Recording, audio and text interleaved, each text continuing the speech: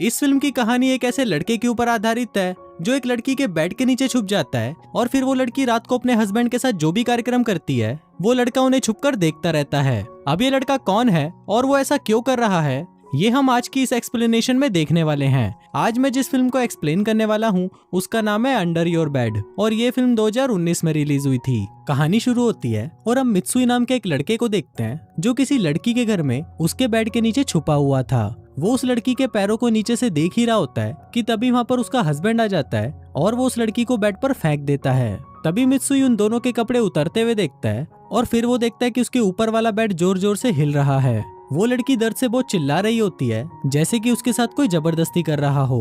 अब यहाँ से सीधा कहानी फ्लैशबैक में जाती है जब मित्सुई स्कूल में था। स्कूल में मित्सुई का कोई भी दोस्त नहीं था और वो हमेशा अकेला ही रहता था क्योंकि स्कूल में सभी लोग उसे इग्नोर करते थे और उसके होने या ना होने से किसी को कोई मतलब नहीं था।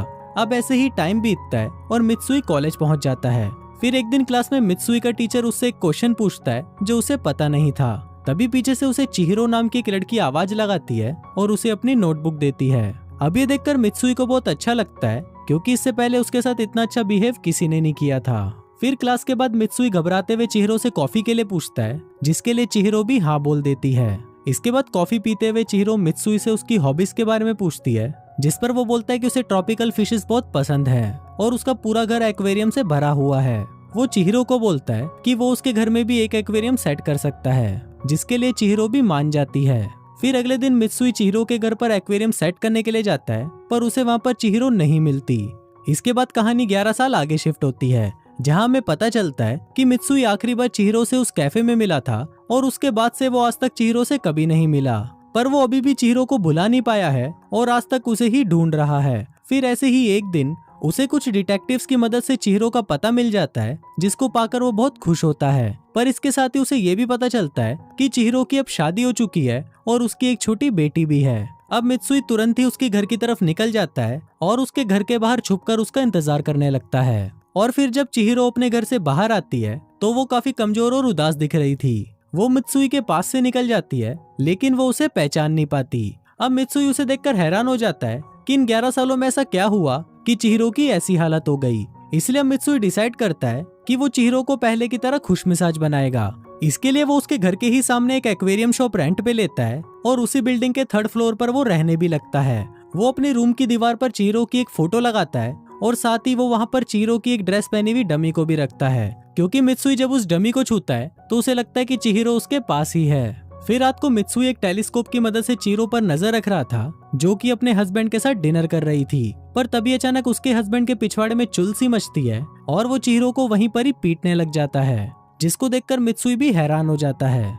फिर अगले दिन मित्सुई चिहिरो के घर के बाहर जाता है जहाँ वो देखता है कि चिहिरो अपने हस्बैंड को ऑफिस जाते हुए गुड बाय बोल रही थी। अब उन दोनों को देखकर ऐसा बिल्कुल भी नहीं लग रहा था कि कल रात उन दोनों के बीच में कुछ हुआ था।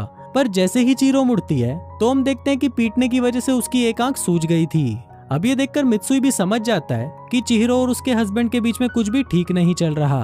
अब इसके बाद से ही मित्सुई चिहिरो के घर के बाहर एक फूलों का गुलदस्ता और एक कार्ड रखा करता था जिसको चिहिरो रोज कूड़े में फेंक दिया करती थी। यहाँ तक कि उसे ये भी जानने में कोई इंटरेस्ट नहीं था कि ये सामान कौन भेज रहा है।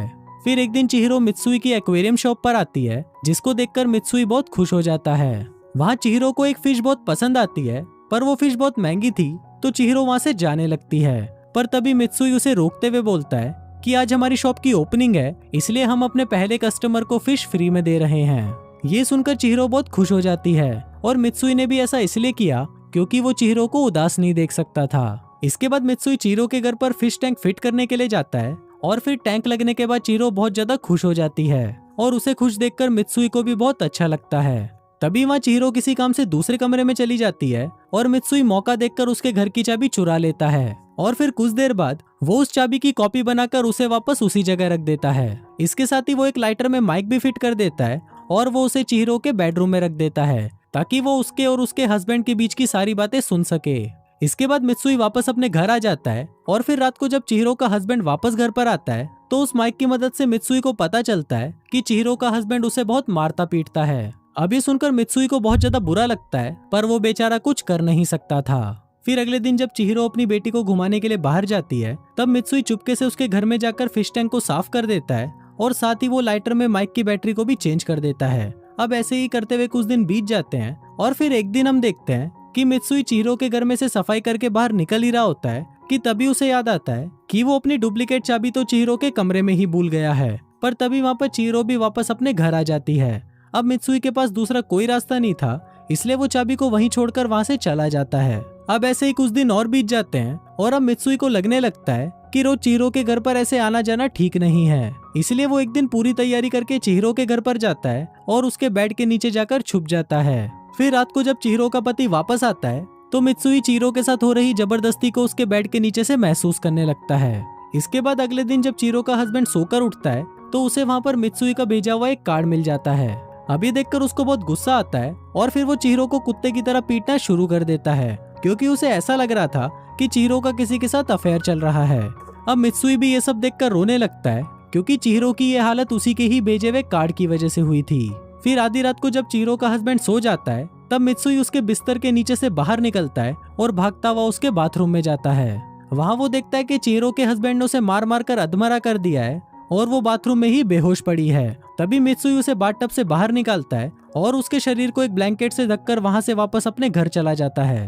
फिर अगले दिन जब चिहिरो उठती है तो वो अपने ऊपर रखे ब्लैंकेट को देखकर समझ जाती है कि कोई तो है जो उसकी मदद कर रहा है। इसके बाद चिहिरो अपने बेडरूम में आती है और वहाँ पर जोर जोर से चिल्लाने लगती है कि अगर तुम मेरी बात सुन पा रहे हो तो प्लीज मेरी मदद करो। दूसरी तरफ मित्सुई भी चिहिरो की बातें सुन लेता है और फिर वो डिसाइड करता है कि अगर इस बार चिहिरो के पति ने उस पर हाथ उठाया तो वो उसे मार डालेगा। फिर अगली सुबह हम देखते हैं कि चिहिरो के घर पर उसकी माँ का कॉल आता है, जो उसको बताती है कि उसके फादर की तबीयत बहुत ज्यादा खराब है और वो कभी भी लुढ़क सकते हैं। फिर रात को चिहिरो अपने हस्बैंड को ये सभी बातें बताती है और कहती है कि उसे अपने फादर से मिलने जाना है, पर उसका चूतिया पति उसे मना कर देता है और बोलता है कि तुम कहीं नहीं जाओगी, मरने दो उस बुड्ढे को, मुझे कोई फर्क नहीं पड़ता। अभी सुनने के बाद चिहिरो को भी गुस्सा आ जाता है और वो अपने हस्बैंड को एक थप्पड़ मार देती है। तभी उसका हस्बैंड गुस्से में उसे फिर से पीटना शुरू कर देता है। पर तभी वहाँ पर हम मित्सुई को देखते हैं जो पर्दे के पीछे छुपा हुआ था और वो बहुत कोशिश करता है कि वो उसके हस्बैंड को मार डाले, पर वो ऐसा करने की हिम्मत जुटा नहीं पाता और अपने घर आकर खुद को ही कोसने लगता है। वो गुस्से में खुद को ही इलेक्ट्रिक शॉक दे देता है, जिससे वो वहीं पर बेहोश हो जाता है। फिर अगले दिन जब उसे होश आता है तो वो देखता है कि चिहिरो अपने बच्चे को लेकर इस शहर से बाहर जा रही है। ये देखकर मित्सुई उसका पीछा करने लगता है, पर तब तक चिहिरो वहाँ से जा चुकी होती है। इसके बाद चिहिरो एक होटल में जाकर रुकती है, जहाँ पर उसके हाथ में वही माइक वाला लाइटर था। चिहिरो को उस लाइटर में से कुछ आवाज सुनाई देती है, तो चिहिरो उस लाइटर को खोलकर उसमें से माइक को बाहर निकाल लेती है। अब माइक को देखकर चिहिरो समझ जाती है कि इसी से ही वो अनजान आदमी उसकी मदद कर रहा है। तभी चिहिरो के रूम की घंटी बजती है और उसे लगता है कि शायद ये वही आदमी होगा जो उसकी मदद कर रहा है। पर जब चिहिरो गेट खोलती है तो वहाँ पर उसका हस्बैंड होता है और वो चिहिरो को पीटता हुआ वापस घर ले आता है और वो वहाँ पर भी उसे मारना शुरू कर देता है। चिहिरो अपने आप को बचाने की कोशिश भी करती है, पर वो इसमें नाकामयाब रहती है। लेकिन तभी वहाँ पर मित्सुई आ जाता है और उसके हस्बैंड को इलेक्ट्रिक शॉक देकर बेहोश कर देता है। अब इससे पहले कि वो वापस होश में आता, मित्सुई उसका गला घोटकर उसे मार डालता है।